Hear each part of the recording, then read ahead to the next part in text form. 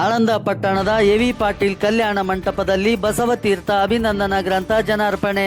ಲಿಂಗೈಕ್ಯ ಶರಣ ಬಸವಂತರಾವ್ ತುಕಾರಾಮ್ ತೀರ್ಥೆ ಪಡುಸಾವಳಿಯವರ 23ನೇ ವರ್ಷದ ಸ್ಮರಣೋತ್ಸವ ಮತ್ತು ಶ್ರೀಮತಿ ಸರಸ್ವತಿ ತೀರ್ಥೆ ಶ್ರೀ ಅಪ್ಪಾಸಾಹೇಬ್ ಬಿ ತೀರ್ಥೆ ದಂಪತಿಗಳ ಷಷ್ಠಬ್ದಿ ಸಂಭ್ರಮದ ಪ್ರಯುಕ್ತ ವಿವಿಧ ಕ್ಷೇತ್ರದಲ್ಲಿ ಸಾಧನೆ ಮಾಡಿದ ಸಾಧಕರಿಗೆ ಅಪ್ಪ ಪ್ರಶಸ್ತಿ ಮತ್ತು ಬಸವತೀರ್ಥಬಲ ಪ್ರಶಸ್ತಿ ಪ್ರದಾನ ಮಾಡಲಾಯಿತು. ಇದೇ ಸಂದರ್ಭದಲ್ಲಿ ಬಸವತೀರ್ಥ ಅಭಿನಂದನಾ ಗ್ರಂಥ ಲೋಕಾರ್ಪಣೆ ಮಾಡಲಾಯಿತು.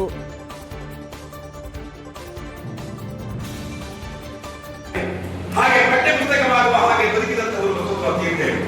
ಈ ಎಲ್ಲ ಕಾರಣಕ್ಕೆ ಅವರ ಮನೆಯೊಳಗೆ ಆ ಸಂಸ್ಕಾರಗಳನ್ನು ನೋಡ್ತೀವಿ. ಆ ಎಲ್ಲ ನಡೆ ನುಡಿ ಚಾರಿತ್ರ್ಯಗಳು ಇವತ್ತೂ ಕೂಡ ನನಗೆ ಖುಷಿ ಇದೆ ಬಸವರಾವ್ ತೀರ್ಥರ ಕುರಿತು.